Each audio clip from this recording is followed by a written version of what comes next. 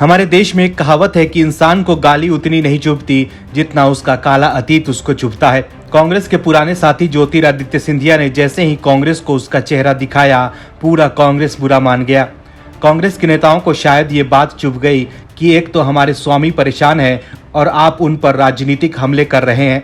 चलिए, राजनीति तो अपनी जगह है, आप सच क्यों बोल रहे हैं? आखिर क्या है खबर, बताते हैं आपको इस रिपोर्ट में। दरअसल राहुल गांधी की सांसदी जाने के बाद बीजेपी और कांग्रेस आमने सामने है। विभिन्न मुद्दों और मोर्चों पर पार्टी नेता एक दूसरे को घेरते नजर आ रहे हैं। इसी क्रम में बीजेपी नेता और केंद्रीय मंत्री ज्योतिरादित्य सिंधिया और कांग्रेस नेता जयराम रमेश आमने सामने आ गए हैं।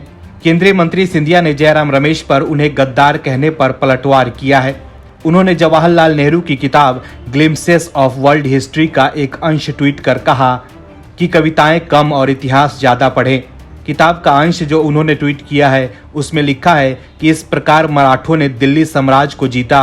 मराठा ब्रिटिश वर्चस्व को चुनौती देने के लिए बने रहे, लेकिन मराठा शक्ति ग्वालियर के महादजी सिंधिया की मृत्यु के बाद टुकड़े टुकड़े हो गई।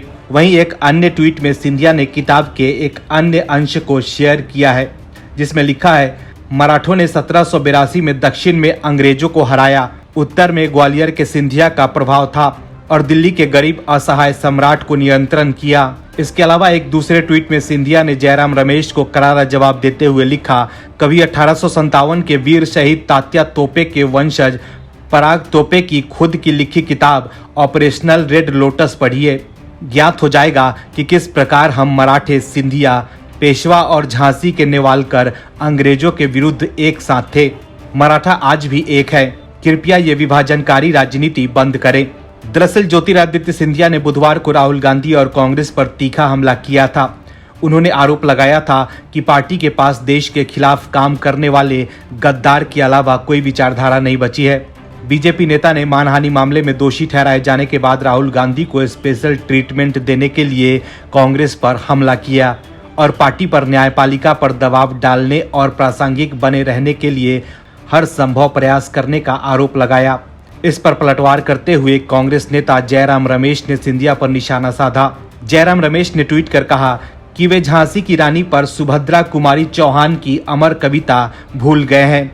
अंग्रेजों के मित्र सिंधिया ने छोड़ी थी राजधानी, बुंदेले हर बोले के मुंह ने सुनी थी कहानी, खूब लड़ी मर्दानी, वो तो झांसी वाली रानी थी। उनके इसी ट्वीट पर सिंधिया ने पलटवार किया और जवाहरलाल नेहरू की किताब का एक अंश ट्वीट कर उन्हें इतिहास पढ़ने की सलाह दी। कांग्रेस के नेताओं को समझना होगा कि राजनीतिक वार पलटवार एक तरफ है, लेकिन सभी को राजनीतिक मर्यादा बनाए रखना चाहिए। राहुल गांधी देश के पहले सांसद नहीं है जिनकी सदस्यता गई है। इससे पहले भी कई नेताओं की सदस्यता जा चुकी है। ऐसे में राहुल गांधी के मुद्दे पर कांग्रेस को कोर्ट के फैसले का सम्मान करते हुए सियासत बंद कर देना चाहिए। Bureau report, OMH news. और भी वीडियोस देखने के लिए चैनल को सब्सक्राइब करें और बेल आइकन को दबाएं।